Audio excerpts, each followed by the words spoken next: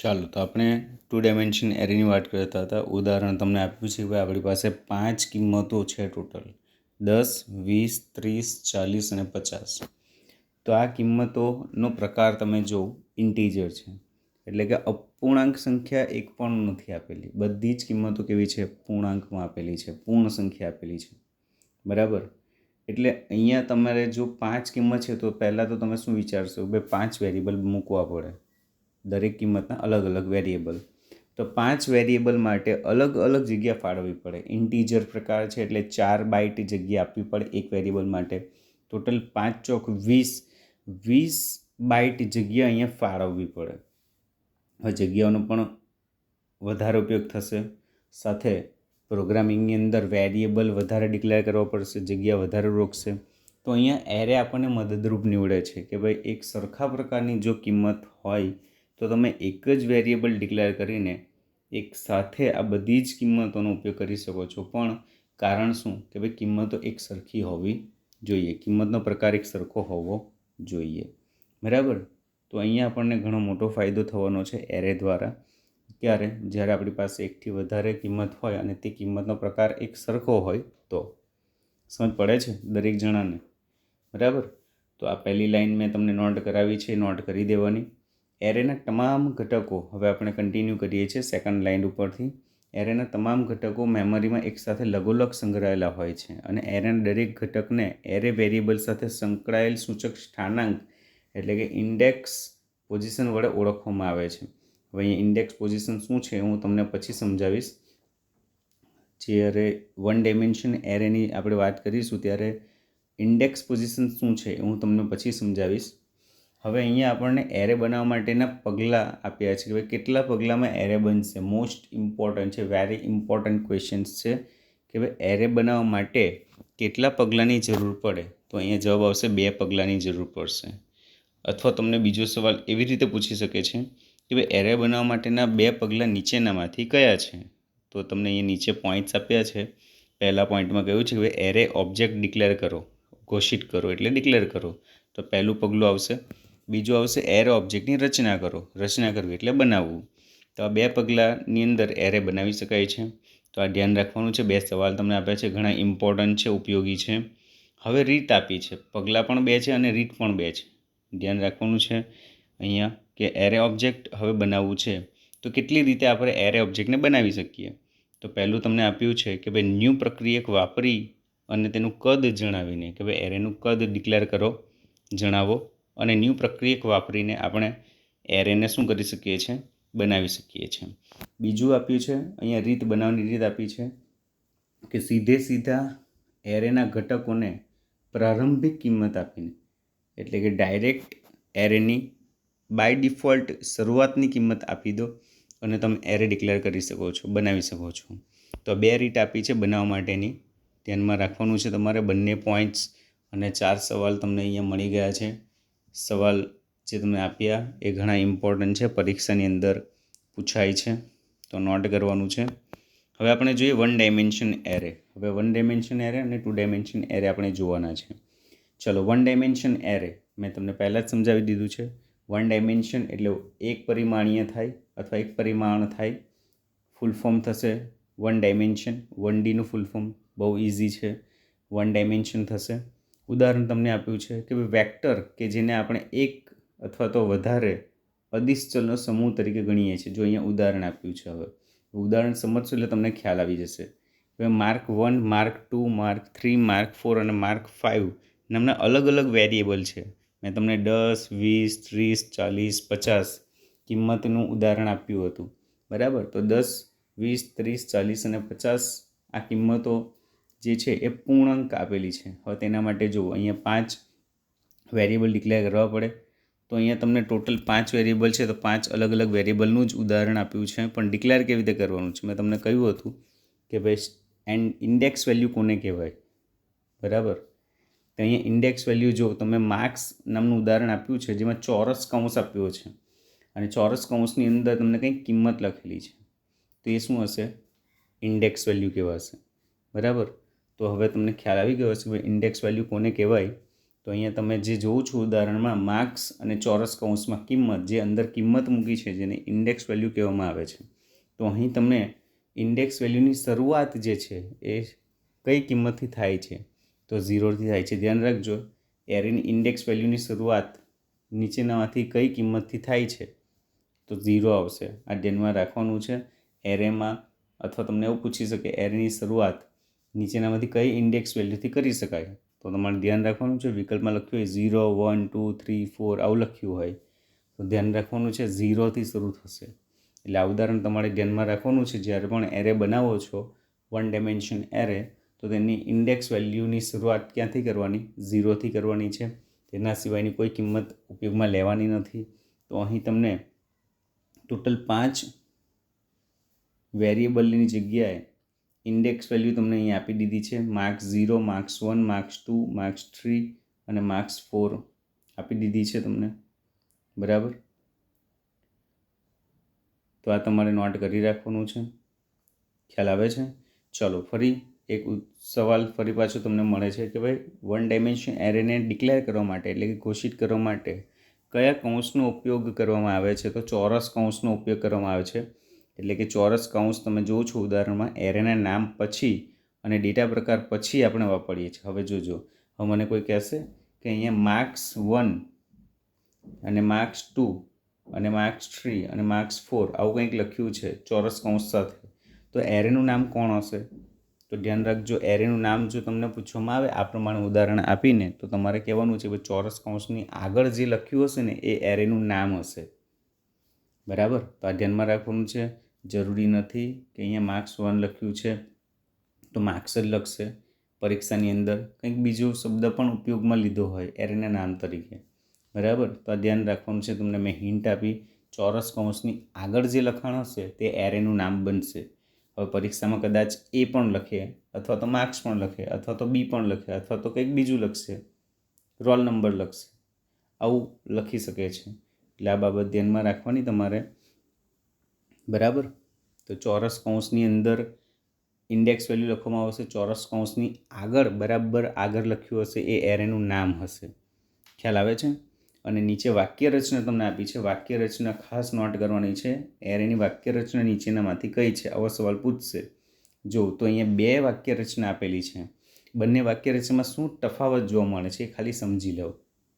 પહેલી વાક્ય રચના જો, જેમાં છેલ્લે ચોરસ કૌંસ મૂક્યો છે, અને બીજી વાક્ય રચના જે છે જેમાં ડેટા ટાઈપ અને એરેના નામની વચ્ચે મૂકેલું છે. બસ આટલો ફરક છે. તો આ ધ્યાનમાં રાખવાનું છે. પરીક્ષામાં કદાચ વાક્ય રચના પૂછવામાં આવે તો એક સિમ્પલ વસ્તુ ધ્યાન રાખવાની, પહેલી વાક્ય રચનામાં ચોરસ કૌંસ છેલ્લે છે અને બીજી વાક્ય રચનામાં ચોરસ કૌંસ એરેના નામની આગળ છે. જોઈ લો બરાબર. અને હજી સમજ નહીં પડે તો નીચે ઉદાહરણ પણ તમને આપેલા છે આના પછીના પેજ ઉપર, તો તેમાં તમે જોશો એટલે તમને વધારે ખ્યાલ આવી જશે. બરાબર, વાક્ય રચના તમારે ખાસ નોટ કરવાની છે. અને અહીંયા આપણને ઉદાહરણ વિદ્યાર્થીઓના ગણિત વિષયના 5 કસોટીમાં મેળવેલા ગુણનું ઉદાહરણ આપ્યું છે. અને તમને અહીંયા એરે ઓબ્જેક્ટ કેવી રીતે બનાવી શકાય તેનું ઉદાહરણ તમને આપ્યું છે. ફરી પાછું હું ઉપર પેજ લઈ લઉં છું, જેમાં અહીંયા તમે જોશો આ 2 પોઈન્ટ્સની અંદર તમે જોશો તો પહેલાં શું કીધું છે? એરે ઓબ્જેક્ટને ડિક્લેર કરો. અને પછી શું કીધું છે? એરે ઓબ્જેક્ટની રચના કરો. આ 2 પગલાં આપ્યા છે. આ 2 પગલાં જ અહીંયા યુઝ કરેલા છે. જો સમજ પડે છે? જો અહીંયા એરેને ડિક્લેર કર્યો પહેલા પોઈન્ટમાં, ઇન્ટીજર માર્ક્સ એરે ડિક્લેર કર્યો. બરાબર, ઇન્ટીજર માર્ક્સ ચોરસ કૌંસ અને સેમિકોલન્સ આપ્યું છે. આ ડિક્લેર કરે છે, ઘોષિત કરે છે. અને નીચે જે આપ્યું છે જેમાં શું કરે છે? રચના કરે છે. પહેલાં ડિક્લેર કર્યું, પછી શું કરે છે? રચના કરે છે.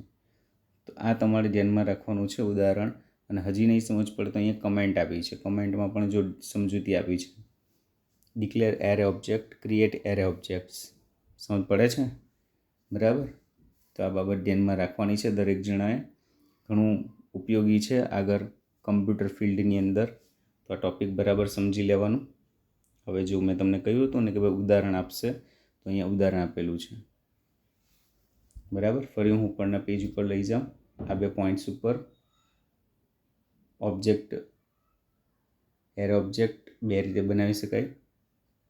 વાક્ય રચના પણ તમે જોઈ લો. બરાબર. તો વાક્ય રચના મુજબ જ અહીંયા ઉદાહરણ આપેલા છે, એ તમે જુઓ એટલે ખ્યાલ આવશે. ઇન્ટીજર માર્ક્સ ચોરસ કૌંસ, બસ આટલો પોઈન્ટ હમણાં સમજો. ઇન્ટીજર માર્ક્સ અને ચોરસ કૌંસ આ પહેલી રીતે ડિક્લેર કરેલ છે. પહેલી વાક્ય રચના જોશો તેમાં ચોરસ કૌંસ પાછળ છે, અને બીજી વાક્ય રચનામાં ચોરસ કૌંસ જો ડેટા ટાઈપ અને વેરિયેબલ એરેના નામની વચ્ચે છે. જોઈ લો. બરાબર. તો આ પણ તમારે નોટ કરવાનું છે. પરીક્ષામાં સવાલ પૂછાય તો આ ઉદાહરણો ધ્યાનમાં રાખવાના છે. બંને વાક્ય રચના પણ પૂછી શકે છે. બરાબર. અહીં એરેનું નામ માર્ક્સ છે. જો મેં તમને પહેલાં જ જણાવી દીધું કે ચોરસ કૌંસની આગળ જે લખ્યું હશે એ એરેનું નામ હશે. બરાબર. હવે અહીંયા સમજૂતી હમણાં આપે છે. 5 પૂર્ણાંક સંખ્યાઓનો સંગ્રહ જ્યાં થશે તે મેમરી સ્થાનાંકનો તે નિર્દેશ કરે છે. અને ઇન્ટીજર ડેટા પ્રકારની પૂર્ણાંક સંખ્યાના સંગ્રહ માટે 4 બાઇટ વપરાય છે. તો આપણને ખ્યાલ છે 7મા પ્રકરણમાં આપણે શીખીને આવ્યા છે કે ભાઈ ઇન્ટીજર ડેટા ટાઈપની સંગ્રહ ક્ષમતા કેટલી, તો 4 બાઇટની. આ ડેટા ટાઈપ જેટલી પણ આપી છે એ ડેટા ટાઈપની સંગ્રહ ક્ષમતા યાદ રાખજો, કારણ કે અહીં નીચે ગણતરી આપી છે. બરાબર. અહીંયા ગણતરી તમે ત્યારે જ કરી શકશો જ્યારે ડેટા ટાઈપની સંગ્રહ ક્ષમતા ખબર હશે ત્યારે. હવે અહીંયા જો ગણતરી શું આપી છે કે ભાઈ માર્ક્સ એરે માટે મેમરીમાં સળંગ કેટલા બાઇટની જરૂર પડે, મતલબ કેટલી બાઇટ જગ્યા જોઈશે આ ઉદાહરણની અંદર.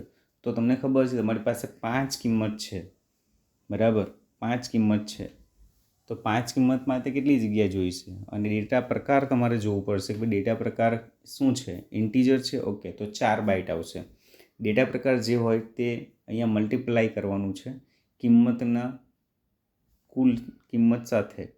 5 કિંમત છે આપણી પાસે, તો 5 ગુણ્યા 4 કરવું પડશે, કારણ કે ઇન્ટીજર ડેટા ટાઈપ જે છે તેની સંગ્રહ ક્ષમતા 4 છે. એટલે અહીંયા 5 ચોક 20 બાઇટની જરૂરિયાત પડશે આપણને. સમજ પડે છે? બરાબર. તો આવા પ્રશ્નો પણ પરીક્ષામાં પૂછી શકે છે. હવે આપણે નીચે ફરી પાછા ઉદાહરણમાં જોઈએ. હજી ઉદાહરણને સમજીએ. જો ઉદાહરણની સમજૂતી આપી છે. આપણી પાસે 5 કિંમતો 90, 60, 70, 65 અને 80 આવું આપ્યું છે. તો 5 કિંમતને આ પ્રમાણે ડિક્લેર કરવામાં આવશે. આ ઉદાહરણ તમે એ જોશો એટલે ખ્યાલ આવશે. આ પ્રારંભિક કિંમત આપી છે, એરેની પ્રારંભિક કિંમત આપી છે. બાય ડિફોલ્ટ કિંમત હોય તો આ પ્રમાણે તમે ડિક્લેર કરી શકો છો. જો, અને આપણને આ પ્રમાણે બતાવશે. આ 1 ડાયમેન્શન એરેની અંદર આ પ્રમાણે કિંમતને ઉપયોગમાં લેવામાં આવશે. બરાબર. સમજ પડે છે? ચાલો, તો આ પ્રમાણે પરીક્ષામાં તમને પૂછવામાં આવી શકે છે.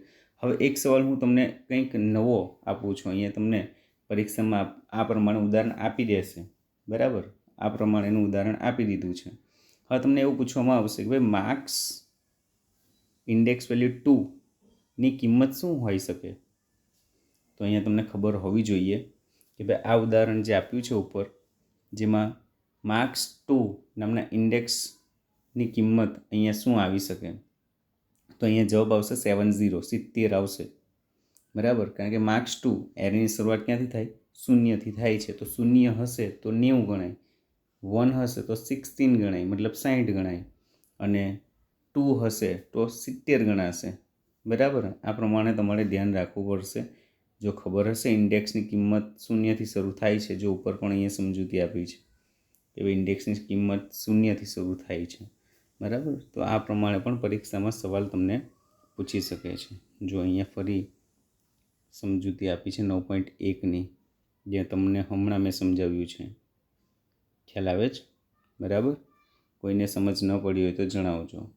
અને અહીંયા તમને સવાલ આપ્યો છે, એરે એક ઓબ્જેક્ટ છે. નોટ કરી દો સવાલ. એરે શું છે, તો ભાઈ એક ઓબ્જેક્ટ છે. આથી તેના ઘટકોને પૂર્વનિર્ધારિત કિંમતો આપવામાં આવે છે. પૂર્વનિર્ધારિત કિંમતો એટલે મેં તમને હમણાં સમજાવ્યું આ ઉદાહરણમાં. આ પૂર્વનિર્ધારિત કિંમત આપેલી છે. જો સમજ પડે છે? બરાબર. બાય ડિફોલ્ટ કિંમત આ પ્રમાણે આપી શકાય છે. અને ખાસ એકથી વધારે કિંમત હશે તો અહીંયા જોજો અલ્પવિરામથી અલગ પાડેલ છે, અને છગડીયા કૌંસમાં દર્શાવેલ છે, અને લાઇનનો અંત સેમિકોલનથી કરેલ છે. તો આ પણ ધ્યાનમાં રાખજો કે એરેમાં જ્યારે એકથી વધારે કિંમત દર્શાવવામાં આવે છે તો તે કિંમતને કયા ચિહ્નથી અલગ પાડવામાં આવે છે, તો અલ્પવિરામથી અલગ પાડવામાં આવે છે. અથવા તો એરેની કિંમતને નીચેનામાંથી કયા કૌંસમાં દર્શાવવામાં આવે છે બાય ડિફોલ્ટ કિંમતને, તો શેમાં આવશે, છગડીયા કૌંસમાં આવશે. જો છગડીયા કૌંસની અંદર આપી છે. બરાબર. તો આ 2 સવાલ તમારે નોટ્સ કરવાના છે. છગડીયા કૌંસમાં એરેની કિંમત મૂકવામાં આવશે અને અલ્પવિરામથી અલગ પાડવામાં આવશે. બરાબર. તો આ પણ તમારે નોટ કરી રાખવાનું છે. પરીક્ષામાં તમને પૂછશે તો આ એક બાબત ધ્યાનમાં રાખવાની છે. અહીં સમજૂતી તમને આપેલી છે. આ પ્રોગ્રામની અંદર કોઈ જ બાય ડિફોલ્ટ કિંમત આપેલી નથી, એટલે કિંમત કઈ લઈ લીધી? 0 લઈ લીધી. જો બરાબર, એરેની કોઈ બાય ડિફોલ્ટ કિંમત આપી જ નથી તો શું લઈ લેશે? 0 લેશે. ખ્યાલ આવે છે? બરાબર. ચાલો તો કન્ટિન્યુઅસ આપણે અહીંયા રાખીએ છીએ. સમજ પડે છે દરેક જણાને? બરાબર. અને તમને કહ્યું છે એ પ્રમાણે એરે જ્યારે ઘોષિત કરવામાં આવે છે, ડિક્લેર કરવામાં આવે છે અને તે સમયે જો ડેટા ઘટકોની પ્રારંભિક કિંમત આપવાની હોય તો કયા કૌંસમાં મૂકવામાં આવે છે? છગડીયા કૌંસમાં. બરાબર. અને અલ્પવિરામ વડે શું કરવામાં આવે છે? અલગ પાડવામાં આવે છે. હમણાં મેં તમને સમજૂતી આપીને એ જ વસ્તુ અહીંયા લખી છે, નોટ કરી દો. છેલ્લી 2 લાઈન નોટ કરવાની છે. જો પ્રારંભિક કિંમત આપવાની હોય તો અલ્પવિરામથી અલગ પાડવાનું છે. બરાબર. અહીંયા જો ઉદાહરણ ફરી તમને આપે છે, ખ્યાલ આવે છે? બરાબર. ચાલો અહીં નોંધ કરો કે આપણે એરે બનાવતા સમયે જો તેના ઘટકોની પ્રારંભિક કિંમત આપીશું, મોસ્ટ ઇમ્પોર્ટન્ટ છે, નોટ કરજો. પ્રારંભિક કિંમત આપીએ છીએ તો ન્યૂ પ્રક્રિયકનો ઉપયોગ કરવાની જરૂર રહેતી નથી.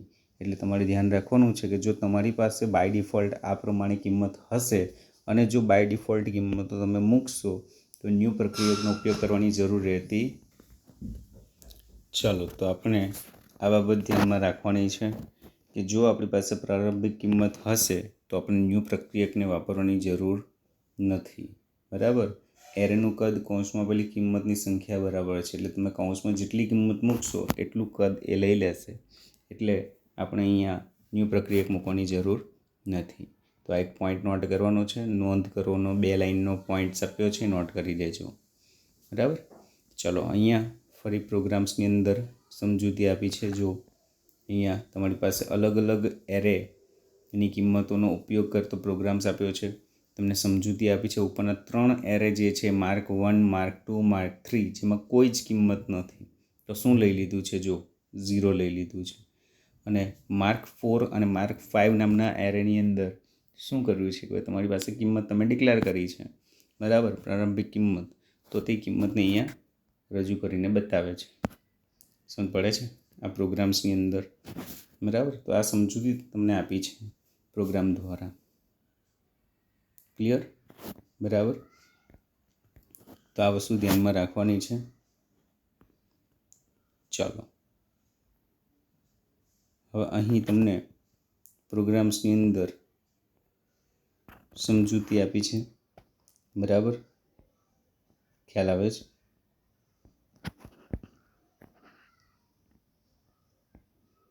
ચાલો હવે આપણે અહીંયા જોવાના છે આગળ. હવે એરેનો દરેક ઘટક એક અલગ ચલ છે. મેં તમને શરૂઆતમાં જ કહ્યું છે કે એરે શું છે? તો એક પ્રકારનો ચલ છે. તો એરેનો દરેક ઘટક એક અલગ ચલ છે જેનો ઇન્ડેક્સ વાપરીને નિર્દેશ કરી શકાય છે. અને એરેના ઘટકની કિંમત બદલવા માટે અન્ય ચલની જેમ આપણે ઘટક ચલને અસાઇનમેન્ટ વિધાનમાં ડાબી બાજુ વાપરી શકીએ છીએ. હવે અહીંયા ઉદાહરણને સમજો એટલે તમને ખ્યાલ આવશે કે ભાઈ તમને અસાઇનમેન્ટ વિધાન, અસાઇનમેન્ટ એટલે અસાઇનમેન્ટ ઓપરેટરની વાત કરી છે જે તમારે અહીંયા મૂક્યું છે. અને ડાબી બાજુ આપણે શું કરીએ છીએ? ચલને દર્શાવીએ છીએ. એટલે જો અહીંયા માર્ક્સ લખ્યું છે અને ચોરસ કૌંસમાં 3 લખ્યું છે તો એ શું છે? એરે ચલ છે. અને તેની કિંમત તો કઈ બાજુ મૂકવામાં આવી છે? જમણી બાજુ મૂકવામાં આવી છે. તો આ પ્રમાણે તમારે ધ્યાનમાં રાખવાનું છે. આ ઉદાહરણ તમને આપ્યું છે, અહીંયા સમજૂતી આપેલી છે. બરાબર. ચાલો 10 સંખ્યાની સરેરાશ શોધવા માટેનો પ્રોગ્રામ આપ્યો છે. અહીંયા 10 સંખ્યા તમે ડિક્લેર કરી છે અને એ સંખ્યાની સરેરાશ શોધી આપે અને તમને આઉટપુટમાં આપશે અહીંયા પ્રોગ્રામની અંદર. તો તેની સમજૂતી તમને અહીંયા આપી છે. બરાબર. તો આ ધ્યાન પર રાખવાનું છે. આ પેરેગ્રાફ જે તમને આપ્યો છે એ મોસ્ટ ઇમ્પોર્ટન્ટ છે. બરાબર. કે એરે ઉપર આપણે અન્ય અનેક વિવિધ પ્રક્રિયાઓ કરી શકીએ છીએ. ઉદાહરણ સમજો કે ભાઈ એરે ઉપર કઈ પ્રક્રિયાઓ કરી શકાય. આવો સવાલ પરીક્ષામાં પૂછે તો ઉદાહરણમાં જવાબ આપ્યો છે કે ભાઈ 2 એરેની સરખામણી કરવી હોય. જો અહીંયા આપ્યું છે ઉદાહરણમાં 2 એરેની સરખામણી કરવી હોય, એક એરેના બધા ઘટકોની અન્ય એરેમાં નકલ કરવી હોય, એટલે કે એરેની નકલ કરવી હોય તો કરી શકાય છે. પછી આપ્યું છે કોઈ ચોક્કસ ઘટક એરેમાં શોધવો હોય, મતલબ કોઈ ઘટકને શોધવો હોય, સર્ચ કરવું હોય તો તે પણ તમે એરેમાં કરી શકો છો. ત્યાર પછી આપ્યું છે એરેના ઘટકોને ક્રમાનુસાર ગોઠવવા, એટલે કે શોર્ટિંગ કરવું હોય, ગોઠવણી કરવી એટલે શોર્ટિંગ કરવું, તો આ પણ તમે કરી શકો છો. તો આ 3 લાઈન નોટ કરવાની છે. ભાઈ એરે ઉપર આપણે કઈ પ્રક્રિયાઓ કરી શકીએ, તો ઉદાહરણ સ્વરૂપે તમને અહીંયા આપ્યું છે 3 નોટ કરવાના છે. તમારે સરખામણી કરવી હોય, નકલ કરવું હોય, શોધવું હોય અને ક્રમમાં ગોઠવવું હોય, તો આટલી 4 પ્રક્રિયાઓ તમે એરે ઉપર કરી શકો છો. ઉદાહરણ સ્વરૂપે તમને અહીંયા સમજાવ્યું છે. બરાબર. હવે આપણે અહીંયા જોઈએ કે ભાઈ java.util.array ક્લાસની વિવિધ સ્ટેટિક મેથડનો આપણે ઉપયોગ કરી શકીએ છીએ. એટલે કે એરે ક્લાસની મેથડ તમને અહીંયા આપી છે. નોટ છેલ્લી લાઈન કરજો. શોર્ટ એટલે ગોઠવણી કરવી, ફિલ એટલે ભરવું થાય, કિંમત ફિલ કરવી, ઉમેરવી, એડ કરવી, તો એ માટેની અહીંયા મેથડ આપેલી છે. નોટ કરી રાખજો કે ભાઈ java.util.arrays ક્લાસની શોર્ટ મેથડ અને ફિલ મેથડનો ઉપયોગ કઈ રીતે કરી શકાય તે અહીંયા દર્શાવ્યું છે. બરાબર. તો આ તમારે ધ્યાન પર રાખવાનું છે. ત્યાર પછીના પેરેગ્રાફને સમજો. શોર્ટ મેથડ વિશે સમજૂતી આપી છે. આપણે દરેક એરે એટલે કે જેટલા પણ સમગ્ર એરે છે તે અને તેના અમુક ભાગને ક્રમમાં ગોઠવવું હોય તો કઈ મેથડ ઉપયોગમાં લેવાશે. ક્રમમાં ગોઠવવું કીધું, ગોઠવણી શબ્દ આવ્યો એટલે તમને તરત ખબર પડી જવી જોઈએ શોર્ટ મેથડ આવશે. ગોઠવણી શબ્દ આવ્યો છે એટલે શોર્ટ મેથડ આવશે. બરાબર. તો આ ધ્યાન પર રાખવાનું છે. ચાલો, તો આ સવાલ આપ્યો એ નોટ રાખો. આપણે જ્યારે મેથડના આર્ગ્યુમેન્ટ તરીકે ફક્ત એરે આપીએ ત્યારે તે સમગ્ર એરેને શોર્ટ કરે છે. અને જો આપણે એરે, આરંભ સ્થાન, અંતિમ સ્થાન એમ પણ આર્ગ્યુમેન્ટ આપીને મેથડ વાપરીએ તો આરંભ સ્થાનના ઘટકથી લઈને અંતિમ સ્થાનથી આગળના ઘટક સુધીના આંશિક એરેને પણ શોર્ટ કરશે. અહીંયા તમને સમજૂતી આપી છે કે java.util.array.sort. બરાબર. ઉદાહરણ આપ્યું છે. જો તમે આ પ્રમાણે લખશો તો આમ કરવાથી તે શું કરશે કે ભાઈ 1 નંબરથી લઈને 5 નંબર સુધીની જે કિંમત હશે તેને શું કરશે? શોર્ટ કરશે, ગોઠવણી કરશે. બરાબર. તો આ વસ્તુ તમારે નોટ કરવાની છે. આ પેરેગ્રાફની ઉદાહરણને સમજશો તો તમને વધારે ખ્યાલ આવશે. અને અહીંયા ઉદાહરણમાં તમને કૌંસમાં આપી છે લિસ્ટ 1 અલ્પવિરામ 5. તો 1 અને 5 આપ્યું છે તો 1 એ શરૂઆતની કિંમત છે અને 5 એ છેલ્લી કિંમત છે. તો ગોઠવણી કરશે. બરાબર. તો આ તમારે ધ્યાનમાં રાખવાનું છે. ચલો, છેલ્લા પેરેગ્રાફમાં પહેલી લાઈન આપી છે કે સમગ્ર કે આંશિક એરેને કોઈ ચોક્કસ કિંમતથી ભરવા માટે ભરવું. બરાબર. એટલે ફિલ કરવું. મેં તમને અગાઉ જ કહ્યું છે કે કિંમતને ભરવું હોય, બરાબર, તો કઈ મેથડ ઉપયોગમાં લેવાશે? Fill method. નોટ કરજો. શોર્ટ એટલે ગોઠવણી કરવી અને ભરવું, કિંમતને ભરવી હોય તો શબ્દ અહીંયા આપ્યો છે ફિલ મેથડ. નોટ કરી રાખો. જ્યારે મેથડ એરે અને કિંમત એમ 2 આર્ગ્યુમેન્ટ સાથે ઇન્વોક કરવામાં આવે, મેથડ એરે અને કિંમત બંને સાથે ઇન્વોક કરવાની હોય ત્યારે એરેના બધા ઘટકોમાં તે જણાવેલી કિંમત ભરવામાં આવે છે. અને જ્યારે આ મેથડ એરે અને આરંભ સ્થાન અને અંતિમ સ્થાન અને કિંમત એમ 4 આર્ગ્યુમેન્ટ સાથે ઇન્વોક કરવાની હોય ત્યારે આપણે કોનો ઉપયોગ કરવાના છે? ફિલ મેથડનો ઉપયોગ કરવાના છે. ધ્યાન રાખજો કે જ્યારે એરેના બધા ઘટકોને કિંમતને ભરવાની હોય ત્યારે એરે એટલે કે મેથડ એરે, આરંભ સ્થાન, અંતિમ સ્થાન અને કિંમત આમ 4 આર્ગ્યુમેન્ટ સાથે આપણે રજૂ કરવાના હોય ત્યારે આપણે કઈ મેથડ વાપરવાની છે? તો અહીંયા જવાબ આવશે ફિલ મેથડ. બરાબર. જો નીચે ઉદાહરણ તમને સમજૂતી આપી છે, ફિલ મેથડની ઉદાહરણ આપ્યું છે અને અહીંયા તમને આપ્યું છે. નોટ કરજો આખો પેરેગ્રાફ. આ પણ ફિલ બ્રેકેટમાં લિસ્ટ 7 એટલે અહીંયા સમજૂતી તમને ખબર પડી ગઈ કે ભાઈ લિસ્ટમાં કેટલી કિંમતો હશે? 7 કિંમતો હશે. બરાબર. જ્યારે ફિલ લિસ્ટ 2 અલ્પવિરામ 6 અલ્પવિરામ 5 એરેના ઘટકો શરૂઆત ક્યાંથી કરશે? તો અહીંયા સમજો કે ભાઈ 2 નંબરનો ઘટક હશે, એરેના ઇન્ડેક્સ વેલ્યુ 2થી શરૂઆત કરશે. બરાબર. ધ્યાનમાં રાખજો. એરેના ઇન્ડેક્સ વેલ્યુ 2થી શરૂઆત કરશે અને ત્યાંથી લઈને 5 કિંમત ભરશે. એટલે કે 2, 3, 4, 5 અને 6 ટોટલ થઈ ગઈ કિંમત. તમારે અહીં ગણતરી કરવાની છે. કિંમત કેટલી થશે? તો 2, 3, 4, 5 અને 6 ઇન્ડેક્સ વેલ્યુ મળશે ત્યાં સુધી કિંમત એ ગણશે. આમ નોર્મલ ગણતરી તમે કરશો તો ટોટલ કેટલી થશે? 5. તો જો અહીંયા નીચે પણ જણાવ્યું છે 5 સુધી સમજ પડે છે બરાબર. ઇન્ડેક્સ વેલ્યુ 2થી શરૂ કરશે અને ઇન્ડેક્સ વેલ્યુ 6 સુધીની કિંમતોને શું કરશે? ફિલ કરશે, ભરશે. આમ નોર્મલ ગણતરી કરશો તો જવાબ અહીંયા કેટલા આવશે? ટોટલ 5 કિંમત ભરશે બરાબર.